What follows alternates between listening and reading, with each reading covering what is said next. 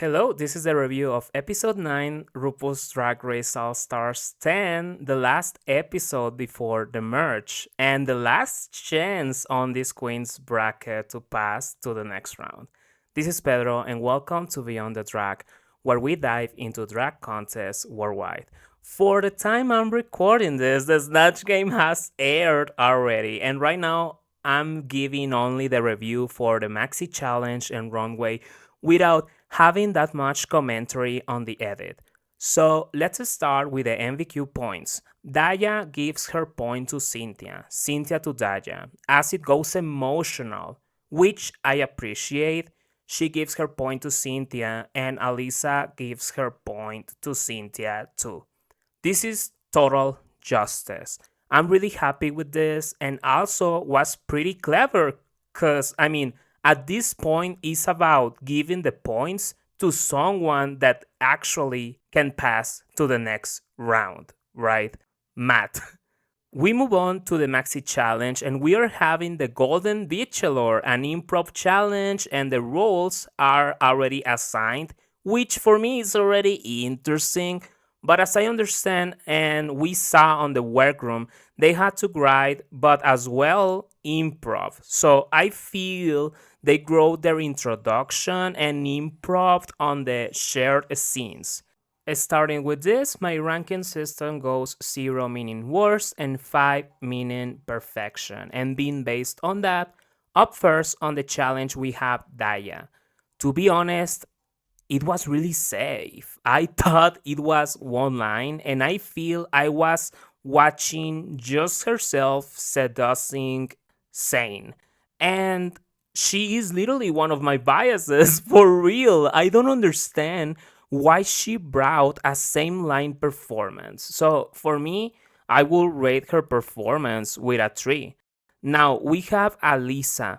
Now, I don't know if they were actually the ones who brought the looks, and it seems it was the case because this is so campy and quirky. I really loved this work from Alyssa. All the little dogs on the tits was so stupid. She brought a character. She was being playful, and I liked it. For me, it's a 4. Next, we have Denali. She for sure served full character. I think she put herself out of her comfort zone. But for sure, I think she needed to do more jokes and play more with her persona. I would say it was a 4 only because she needed to play more with herself, doing more jokes. And next, Ginger. We know she is the one that has any improv or act performance in the back. This was pretty good. She served the full character, but I think she needed to give something different. Like, the thing is that I feel she's been herself in a sense. We have seen this recurrent attitude persona on her, and I feel I will appreciate something more messy, like the famous XXX bit in season 7. Something more out of the box for her.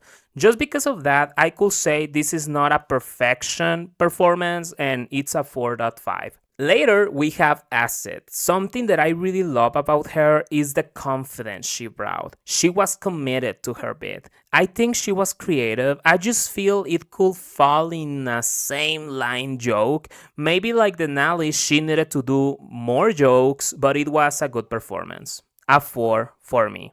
And finally, we have Cuckoo, camp, irreverent, over the top, clever, confident, not afraid to lose in cringe. This was a 5. And surprise, she was my top this week. She delivered the character, the jokes, and it's insane to think she was not even in the top this week or not even other week. For me, she has been in the top every week. And like Alyssa said, she has been consistent. So, perfect job. Let's jump to the runway. Category is paper dolls. I just remember you, my ranking system goes 0 meaning worst and 5 meaning perfection, and the order goes along with it this time. Up first, in sixth place, I have Cynthia with 3.5. So here I have to mention that I heard from a bird that Cuckoo had a problem with the dress. The dress broke or something on the luggage, and what we saw in the main stage is the solution of that. Regardless, my opinion is not biased by that. I have to say, this is not bad. It's just safe. She's serving the category. This is not a bad look. She did the best wig selection for this look. It gives volume and balance to all the look. The paper pieces hanging out are campy and elegant at the same time. And that goes the same with the paper she has in the body. The earrings is a good selection. I think she doesn't needed a necklace. And personally, I have to say, I just really, really love this concept. And if it's like a final decision or final look, it's not bad. It could be better, but it's not bad. Next, I have on a fourth place with 4.5, Alyssa and Ginger. Up first, Ginger. I love the makeup so much. A different side from her. The dress screams the category. It's really well constructed. I did see there was like a part that was coming up, but I'm not judging that. I think it is obvious it was pretty difficult for all the queens to carry on with these outfits. So I love the aesthetic of the look. The fact she used the suit colors of it for her advantage. I think it will be perfection if she had a twist or something that can make the look more memorable. Maybe more dimension, more shades on the dress, and less monochromatic through it. I totally bowed her performance through the runway, and I think it was pretty cool. Again, I repeat it. On fourth place with 4.5, I have Alyssa and Ginger. Now, Alyssa. I had to do my research on what El Gigante was. And I saw is specifically a mask, like Alyssa said in the confessional. Alyssa took the inspiration from that mask, which can be in different forms. It has different interpretations through the person who is creating it. But the characteristics are mainly the spikes on their face, different textures, or patterns, combinations, and mostly big mouth with scary teeth. I find interesting Alyssa decided to do suit colors here because almost all the masks that I have seen, for not saying all of them, are using saturated colors. So I will guess Alyssa decided to make a twist on it by giving us suit colors. I think it is a good execution. It was risky, pretty different for her. I love the heels. The decision on make these shoulders that big was good. The wig, the earrings, the makeup, and I just think it needed maybe to have more texture so it could favor up the look. Maybe not like originally El Gigante is, but more eye-popping combination of textures and colors. Next, Denali with 4.8. I will start with what I didn't like, which was just the fact that I feel the body was kinda simple. Maybe one note, or it needed something different. Maybe if the tail of the alebrije she is carrying started from the body, instead being just connected down to the knee.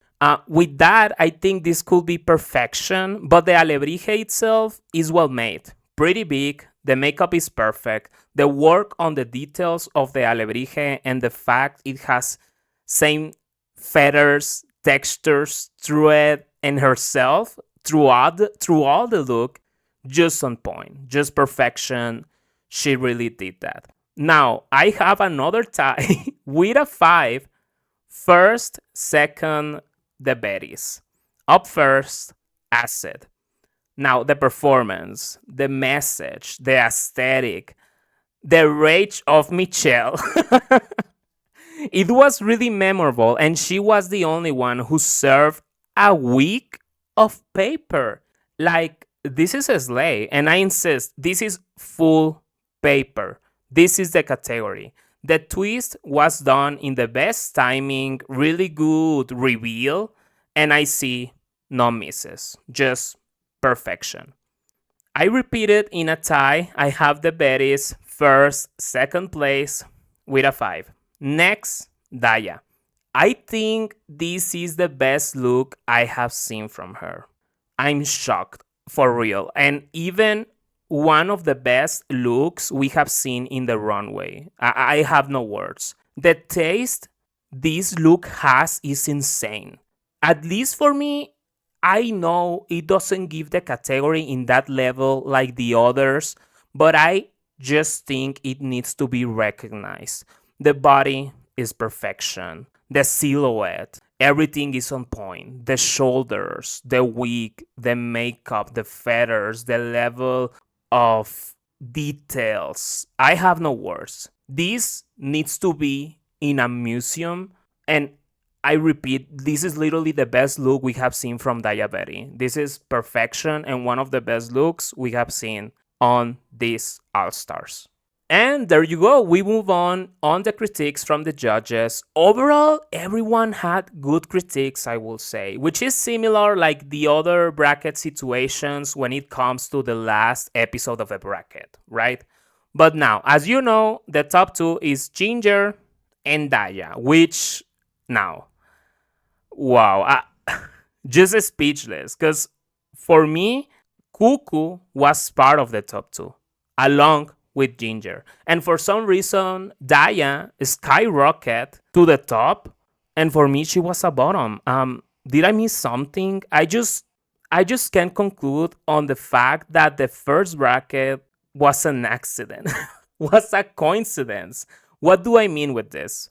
Just there, the ones that were actually doing better were the ones who the production decided to favor to move to the next round before it started, which is the same situation on every bracket. On the first bracket, we had Irene, Bosco, and Aja slaying, and it makes sense, okay? And well, now with every other bracket, we just don't see that. And again, it's just so interesting to me and also disappointing on the production, not on the queens. This is fully on the production. I'm not going to be mad at the queens, I'm going to be mad at the production because Ginger is doing really well. Cuckoo is being robbed. And just specifically on this episode, Daja skyrocketed to the top. So again, this is just on the production. We have the lip sync, and I think both of them were safe. Not that much to say on that. And we arrive to the MVQ points. The first one is Cynthia. She gives hers to Alyssa. Now, her reaction makes more sense watching this the second time. She has now 2 points. Denali gives hers to Acid, and everything is getting so emotional, which makes sense again too. It's Alyssa's turn, and she chooses Denali. Denali now has 4, and she's having a tie with Cynthia. And I just remember that I was like, this is going to be a tie. Like, for real. I was like, we are having a tie and RuPaul has to decide. Anyways, at the end, who decides is Acid, and she decides Cuckoo. I almost cried here. Like, okay, totally deserve it. Justice was done here. I was happy with the ones who passed to the next bracket. For sure, I think Acid was robbed in the last episode, and I think she needed to be there instead of Daja. But there you go. Cynthia, Daja, and Ginger. So from this bracket, I think the one who passed the wild card lottery is Acid for sure. And without any doubt, Tina Burner. I want to do a separate video on how Tina in my rankings is literally the number 5 for the maxi challenges alone. And I just want to spoil actually that my number one performances on maxi challenges, which is what it counts, is Cynthia. Literally, the one who has better performances until this point is Cynthia. So again, justice was done here, and I'm really excited to see the merge of the next queens. Tell me please your thoughts. Who you think it was robbed this season? Yet Daya deserved to pass the next round. How biased were the judges? Are you happy to see Cynthia in the next phase? Tell me everything. So, yes, that was all for this emission. This was Pedro, and see you on the next one. Bye!